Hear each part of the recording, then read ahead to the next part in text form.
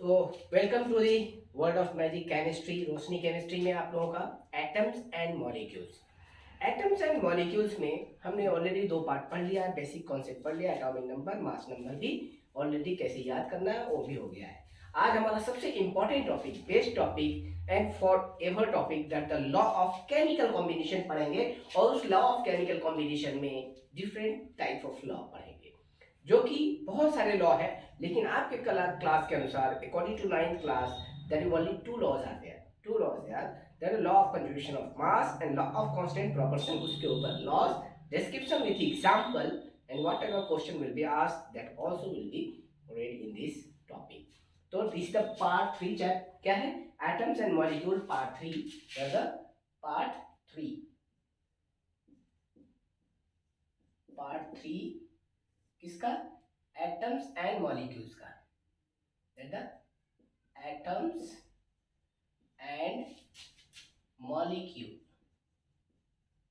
Atoms and molecule का part 3 हम पढ़ने वाले हैं, लॉ ऑफ केमिकल कॉम्बिनेशन। सबसे पहला बात, लॉ ऑफ केमिकल कॉम्बिनेशन होता क्या है, ध्यान रखिए। मान लीजिए टेक द टू एलिमेंट्स,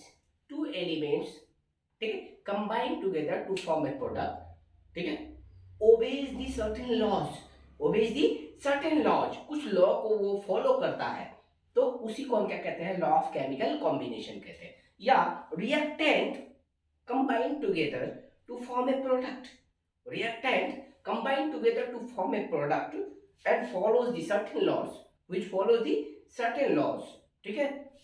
और बोल सकते हैं the law which governs the law which governs the combination of reactant to form the product, to form the product is called as what, is called as law of chemical combination, law of chemical combination।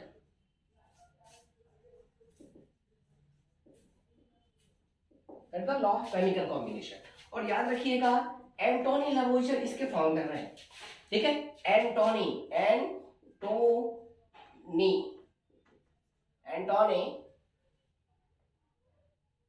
NI लावोइजर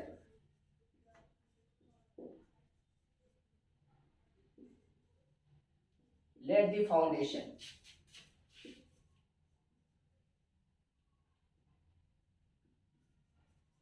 Antony लावोइजर इसके foundation, ठीक है। वो क्या law दिए, ठीक है।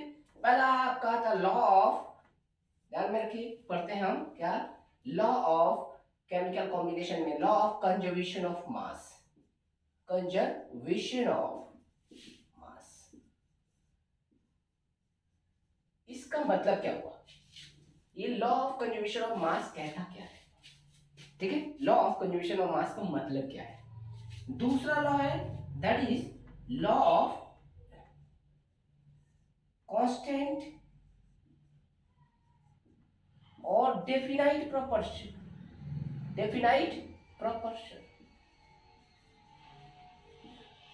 Law of constant और definite proportion, ठीक है। ये दो आपके एनसीईआरटी में है, ठीक है। इसके अलावा थर्ड लॉ एक और भी है, फोर्थ भी है, फिफ्थ भी है, लेकिन जरूरत नहीं है। लेकिन थर्ड लॉ थोड़ा इंपॉर्टेंट है आपके कोई कॉम्पिटिटिव एग्जाम के लिए, तो उसको हम बता देंगे। लेकिन ये दोनों को अच्छी तरह से पढ़ना है। Law of conservation of mass, इसका कहने का मतलब है, अगर मान लीजिए ए ऑफ ए रिएक्ट किया बी ऑफ बी के साथ एंड फॉर्म किया C of C and D of D, ये रिएक्शन था। रिएक्शन में ये रिएक्टेंट है, these are called as the what, reactant, और दिस फॉर्म कॉल्ड प्रोडक्ट। तो जितना mass of reactant is equal to the mass of product होना चाहिए। ये लॉ क्या कहता है, total mass of the reactant should be equal to the total mass of the product. तो क्या हुआ, this law states that mass neither be created nor destroyed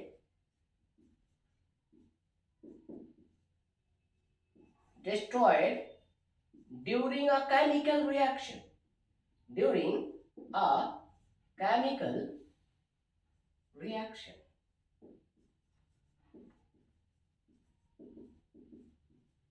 इसका मतलब क्या? It means that total mass of the reactant and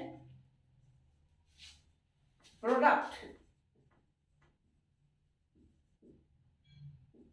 remains constant, remains same. It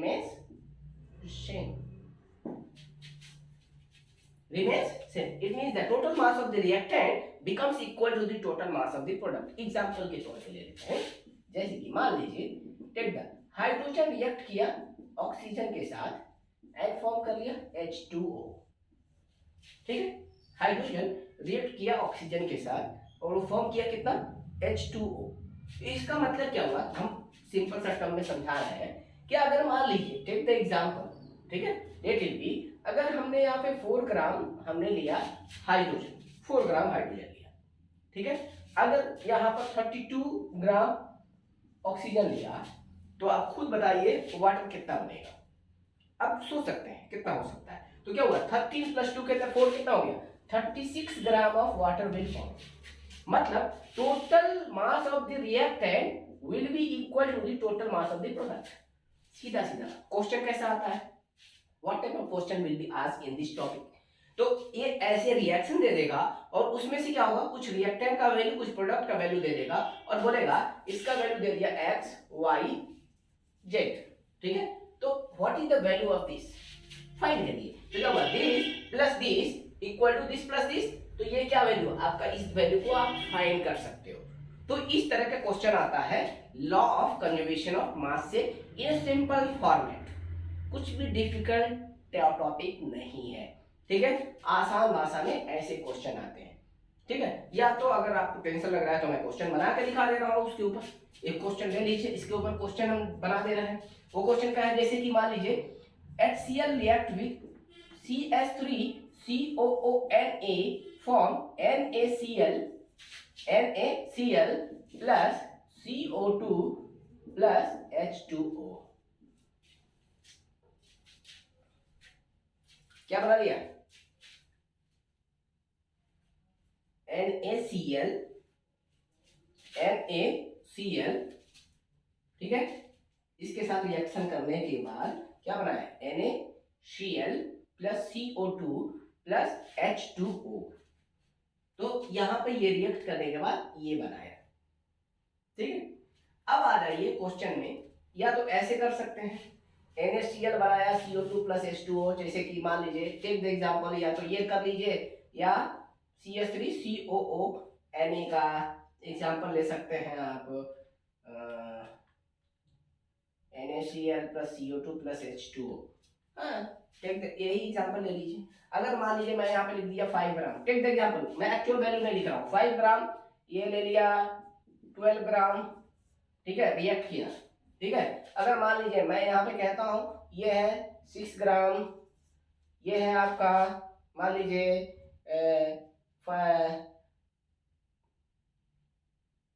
7 ग्राम. तो आप बताइए इसका x क्या होगा? What is the value of x? Take the example, मैं एग्जांपल के तौर पर बता रहा हूँ. तो यहाँ पे क्या हुआ? ये दिस क्या हुआ? रिएक्टेंट का this plus this equal to this plus this. अब जरा ध्यान से देखिए क्या आ जाएगा. 12 प्लस 5 कितना हो गया? 17. 6 प्लस 7 क्या हो गया? 13 प्लस x. तो x का वैल्यू कितना आ गया? 14 minus 17 minus 13, that becomes equal to the 4 gram. तो आंसर क्या आ जाएगा इसका? 4 ग्राम. क्लियर? तो इस तरह के क्वेश्चन आते हैं. If this reaction takes place and in which hydrogen chloride is this much gram, sodium acetate is this much gram, to form sodium chloride this much gram and 7 gram of water, then what is the mass of carbon dioxide will be produced? What is the mass of the carbon dioxide will be produced?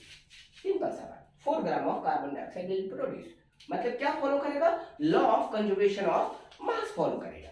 Simple, बहुत ही आसान और simple method. Okay, तो उम्मीद है कि आपको समझ में आ गया होगा क्वेश्चन कैसा आता है। स्टेट द लॉ आता है, आप सब जानते हो, ऑलरेडी समझा दिया। Total mass of the reactant will be equal to total mass of the product, मतलब सिंपल टर्म में एक और लैंग्वेज में बोल सकते हैं, total mass of the universe remains constant, मतलब पूरे यूनिवर्स का जो मास है वो कांस्टेंट होता है। ठीक है, सिंपल सा टर्म में। ठीक है, वही बात 3 बातों में हम बता दिए। ओके, आगे आते हैं, नेक्स्ट आते हैं लॉ ऑफ कांस्टेंट और definite proportion. Law of constant और डेफिनाइट प्रोपोर्शन।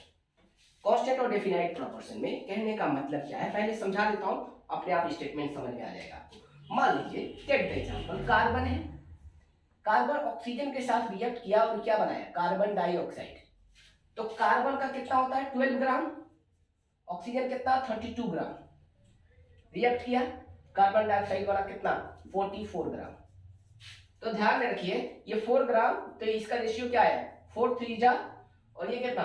4 8 जा, तो इसका रेशियो क्या है? 3:8। रेशियो क्या है? फिक्स है, मतलब हमेशा याद रखिए, कार्बन डाइऑक्साइड को बनाने के लिए 3 ग्राम, ठीक है, 3:8 का 3:8 का रेशियो होना चाहिए। अगर मान लीजिए, टेक द एग्जांपल, अगर 3 ग्राम कार्बन है तो उसके लिए 8 ग्राम क्या होना चाहिए? ऑक्सीजन होना चाहिए।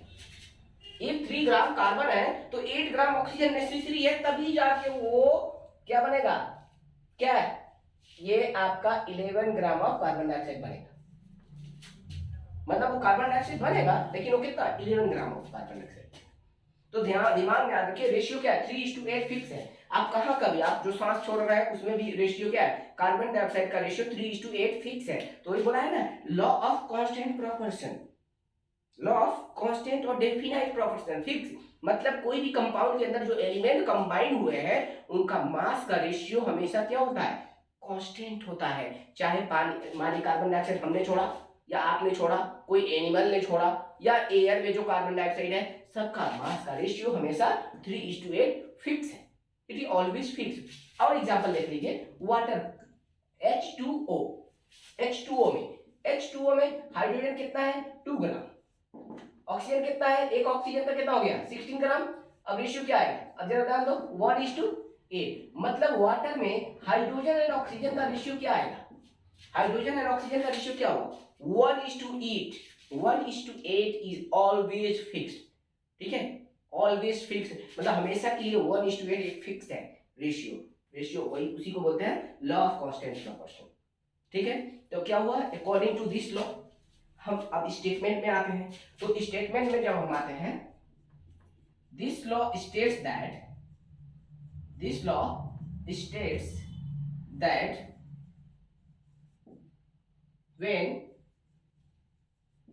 when 2 or more element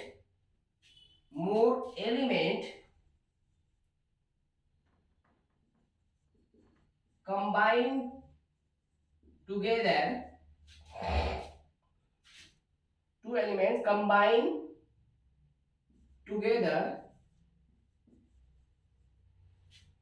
in a fixed proportion by their mass to form a compound,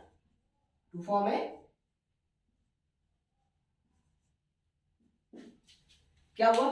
2 या 2 से ज्यादा एलिमेंट कंबाइन किए, किसके लिए?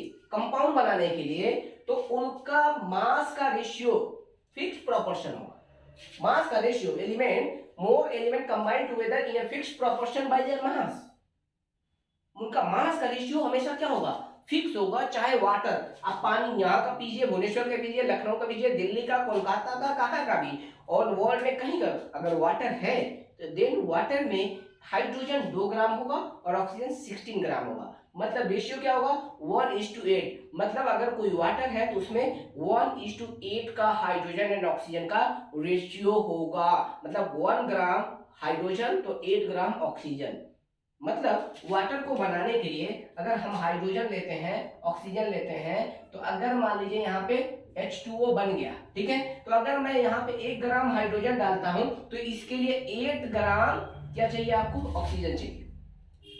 अगर ये 2 ग्राम डालता हूं तो ये 16 ग्राम चाहिए। अगर 3 ग्राम डालता हूं तो ये 24 ग्राम चाहिए। तो 1 ग्राम के लिए 8 ग्राम चाहिए और ये 9 ग्राम बनेगा, ठीक है। अगर हम यहाँ पे 2 ग्राम लेता हूं तो ये 16 ग्राम चाहिए, तो ये 18 ग्राम बनेगा, ठीक है। ये याद रखिएगा, फिक्स है। मतलब ये 1:8 क्या है, फिक्स है, जो हमने यहाँ पे ऑलरेडी समझा दिया है। मतलब 1:8 ये ऑलवेज फिक्स्ड, ठीक है। तो आपका यहाँ पे क्वेश्चन इसी ऐसे ही आता है कि व्हाट इज द रेशियो, ठीक है, और definite ratio of the element in the carbon dioxide, water और इट में बी एनी अदर सब्सटेंस, जैसे कि ग्लूकोज, एनी अदर एलिमेंट, ठीक है। मीथेन, मीथेन में रेशियो क्या आ रहा है, जैसे मीथेन का एग्जांपल ले लीजिए। मीथेन में क्या है CH4, कार्बन का कितना है ध्यान में रखिए, कार्बन का 12, हाइड्रोजन का 4, 4 3 जा 3:1 का रेशियो है। इसमें रेशियो क्या है 3:2, तो 3 ग्राम कार्बन चाहिए और 1 ग्राम क्या चाहिए, हाइड्रोजन चाहिए for the formation of methane, for the formation of methane. तो ये हो गया लॉ और ये हो गया various example how the law of constant the formation law of constant proportion followed. तो लॉ ऑफ कांस्टेंट प्रोपोर्शन के भी लिमिटेशन है, ऐसी बात नहीं है, इनके भी कमियां हैं सब, लेकिन ये सब कमियां अभी नहीं बनना है, ठीक है। तो याद रखिएगा इन सबके कमियां भी हैं, लेकिन अभी कहीं है नहीं डिटेल, कहीं पे भी डिस्कशन नहीं है। आप 11-12 में आओ, उसके बाद से हम बताएंगे, ठीक है, कोई बात नहीं। तो हमें उम्मीद है कि आप लोगों को ये समझ में आ गया होगा कि लॉ क्या है और लॉ में क्वेश्चन कैसे आते हैं। What type of question will be asked, यहाँ पर पूछेगा कोई एक इक्वेशन के रिएक्टेंट या मास, प्रोडक्ट का मास नहीं दिया रहेगा और उसका पूछेगा what is the value of that product और रिएक्टेंट, ठीक है। यहां पर बोलेगा कार्बन डाइऑक्साइड या कोई भी एक कंपाउंड दे देगा, what is the ratio of the या what is the composition of the element present in a given compound, ठीक है। कंपोजिशन पूछ सकता है या रेशियो पूछ सकता है, याद रखिए। और ये क्या फॉलो करते हैं, लॉ ऑफ कांस्टेंट और definite proportion bye their mass का ये रूल्स फॉलो करते हैं। तो उम्मीद है कि आप दोनों लोगों को ये according to NCERT CBSE and ICSE ये सब में ये फॉलो होता है। अभी के जो टर्म 2 में एग्जाम में इतना ही है आपके कोर्स में, ठीक है। उम्मीद है आप लोगों को समझ में आ गया होगा। अगर फिर भी और एक्स्ट्रा पढ़ाई करना है, इसमें और एक्स्ट्रा जानकारी लेना है, तो आप कमेंट बॉक्स में जाइए, अपना प्रॉब्लम लिखिए और हमें उसमें प्रॉब्लम का सॉल्यूशन देने का मौका दीजिए। अगर आपको पढ़ाई पसंद आया please like and subscribe and share with your friends. आज के लिए बाय बाय।